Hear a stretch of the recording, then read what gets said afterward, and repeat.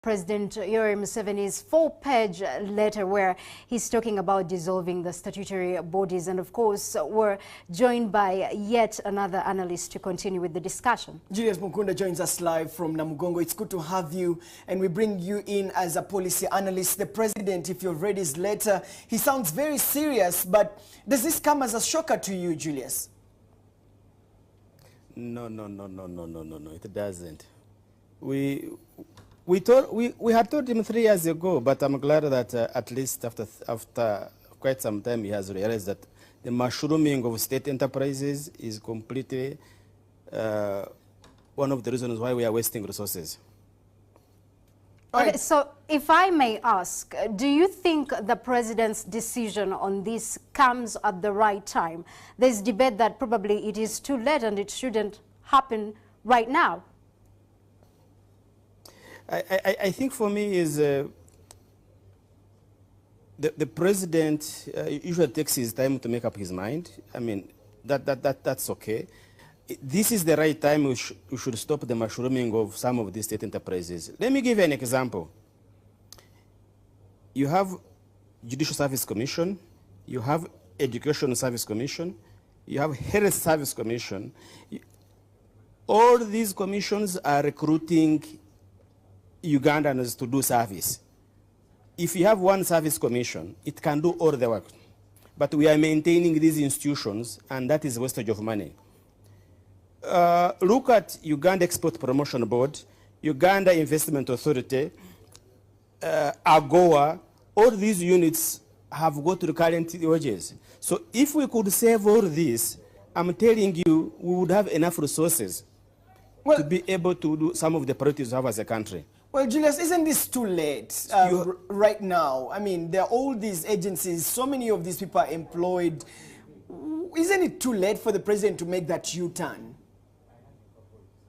It's never too late. You just cross them down. You just cross them down.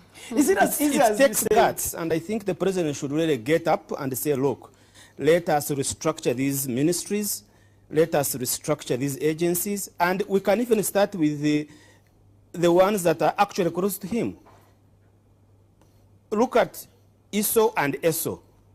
All these institutions do the same work. Have one national security agency, and these others would be departments. State House and the President's office, close them down, have the President's office. It will deal with all that.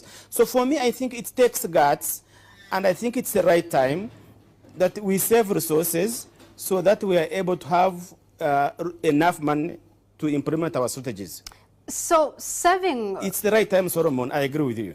Saving resources, but at the same time, one of the objectives for these agencies was to create jobs for Ugandans. So then what happens to all the Ugandans that are employed by these agencies when it also comes at a time when people are complaining about unemployment?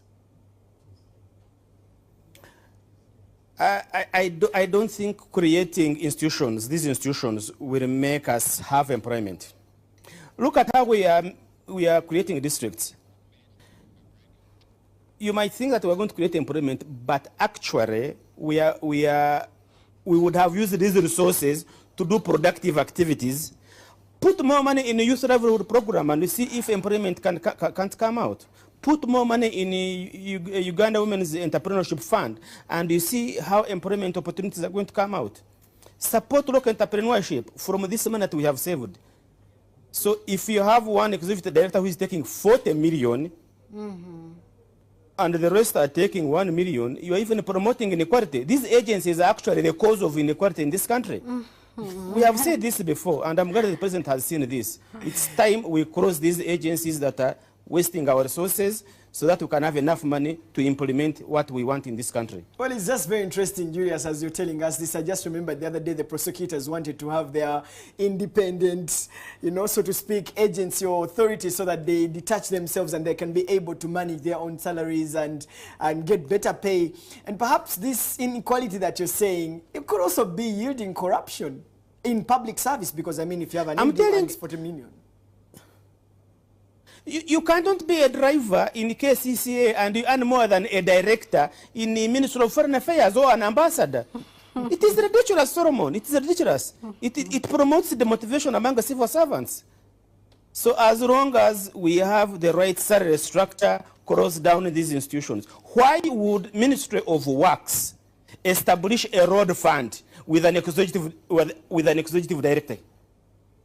For heaven's sake, that's a wastage of money. No. Yes, I agree that Uganda Civil Aviation Authority can be independent because of the specialized services it requires. But a road fund, and we have Ministry of Works, that's out. I can tell you. Well, thank you so much for being part of this conversation.